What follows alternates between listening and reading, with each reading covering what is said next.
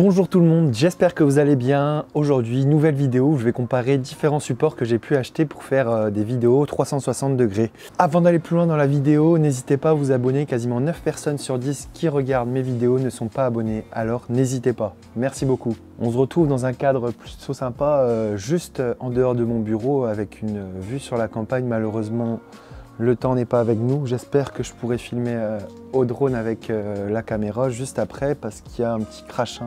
Bienvenue en Bretagne. Avant de commencer à vous présenter les deux produits, je vais vous parler de la caméra 360. Il s'agit de l'Insta360 Go 2. Elle sert à créer une vidéo à 360 degrés comme son nom l'indique. Elle possède deux lentilles comme vous pouvez le voir et elle peut filmer jusqu'à 5,7K. Donc c'est assez énorme pour une caméra de ce gabarit là. On n'a plus besoin de s'occuper du cadrage car on peut retoucher en post-production et donner la vision qu'on veut à la vidéo comme vous pouvez le voir sur cet extrait que j'ai fait en bateau la semaine dernière où je peux donner différents angles à la vidéo tout simplement. Vous allez me demander pourquoi faire des prises de vue à 360 degrés. Tout simplement, ça permet d'apporter une nouvelle touche dans vos vidéos.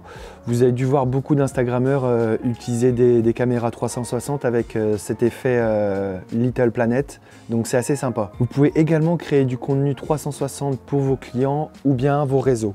Et enfin, vous pouvez créer du contenu immersif avec un masque de réalité virtuelle comme l'Oculus Go par exemple. Vous mettez le rush de l'Insta360 dedans et vous verrez en 360 degrés la vidéo. Vous pouvez également créer du contenu 360 à plusieurs dizaines de mètres de hauteur grâce à des kits pour installer votre caméra 360 sur votre drone.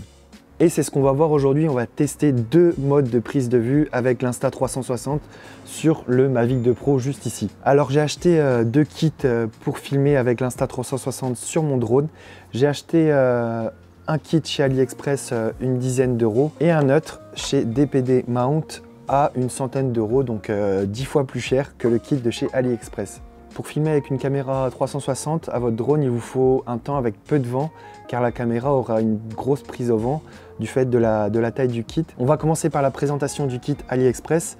C'est un kit qui se monte assez facilement sur le drone. Il fait un peu cheap au premier abord pour être franc quand on le reçoit. Et c'est pas évident de faire confiance à un kit qui coûte 10 euros pour fixer une caméra qui coûte dans les 400 euros. Pour l'installer, rien de plus simple, on déplie le drone comme ceci. Tac. Hop. On dévisse les deux vis. Enfin, il y en a besoin de dévisser que une.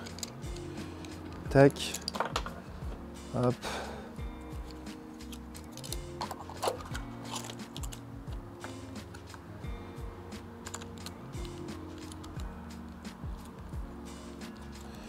Et voilà, en à peine 30 secondes, j'ai monté mon kit pour mon Mavic 2 Pro. Et vous fixez votre caméra 360 avec le pas de vis fourni avec. Je vais vous mettre le rush que j'ai pu faire avec le support AliExpress et je vais vous commenter ça en voix off et on se retrouve juste après. Voici les images du kit de chez AliExpress. Pour enlever le drone en post-production, il faut passer par Photoshop. Le kit de chez AliExpress aura la caméra très proche du drone, ce qui aura l'inconvénient d'avoir plus de zones à enlever sur Photoshop, donc plus de chances que le plan ne colle pas avec l'image.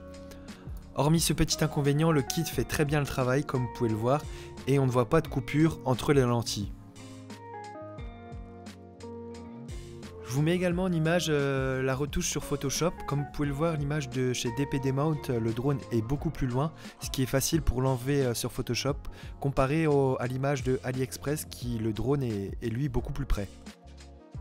Maintenant, on va tester le support de chez DPD Mount. J'ai découvert ce produit grâce à Hung Wu, qui a une chaîne YouTube spécialisée dans le 360. Si vous ne le connaissez pas, allez voir sa chaîne YouTube, c'est vraiment top. Par contre, c'est en anglais, mais avec les sous-titres, la compréhension est assez facile. Voilà à quoi ressemble le support de chez DPD Mount. Il est composé à 90% d'impression en 3D, comme vous pouvez le voir. Il a l'avantage d'avoir une stabilisation avec des systèmes de caoutchouc pour stabiliser les à-coups qu'il peut y avoir avec le vent lorsque le drone est en l'air, par exemple.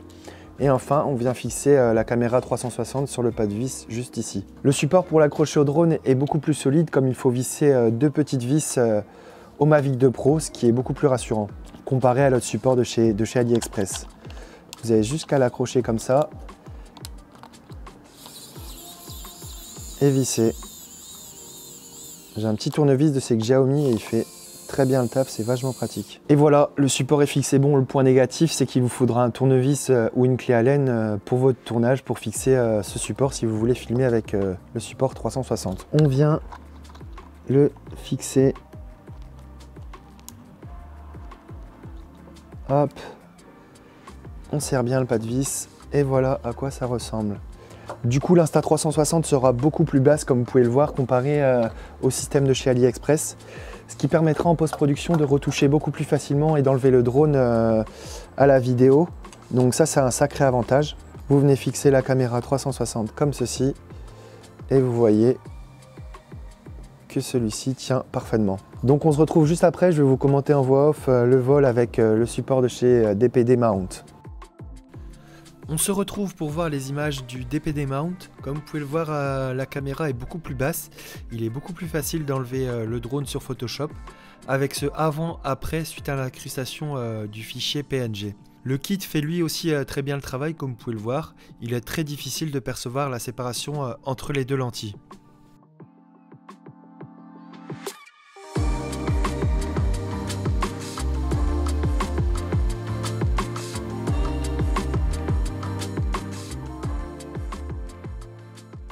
Vous avez donc pu voir la comparaison entre les deux supports 360. D'un côté, un produit à une dizaine d'euros de chez AliExpress qui fait un peu plastique cheap, et un autre plus qualitatif avec, je pense, un peu plus de recherche derrière pour l'impression 3D qui coûte dans les 100 euros chez DPD Mount.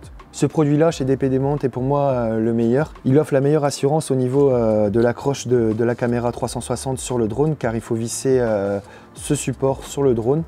Et enfin, le bras permet une déportation qui permet de placer la caméra 360 beaucoup plus basse. Pour la post-production, ça sera beaucoup plus facile pour supprimer le drone juste au-dessus. Le point négatif, comme je le disais, c'est qu'il vous faudra un tournevis sur votre lieu de tournage. Et si vous n'avez pas, vous ne pourrez donc pas accrocher le support au drone. Je pense qu'il a également une plus grande prise au vent, le support, du fait qu'il soit plus long. Du coup, la prise au vent sera plus importante. Avec les systèmes en caoutchouc, je pense que les secousses seront mieux perçues avec ce support. J'espère que cette petite comparaison entre ces deux kits vous a été utile. Je vous laisse un lien pour acheter les deux kits en description. N'hésitez pas à laisser un petit like et un commentaire pour me dire ce que vous avez pensé de la vidéo, si vous voulez plus de vidéos par exemple sur le thème du 360. Il n'y aura pas de vidéo la semaine prochaine malheureusement, je pars en Italie et j'ai 2 mariages vendredi et samedi à filmer, donc pas mal de boulot. J'espère vous sortir une vidéo début septembre et j'aurai une grosse annonce à vous faire pour la suite des vidéos sur YouTube. En attendant, je vous souhaite une bonne soirée et je vous dis à très vite. Ciao!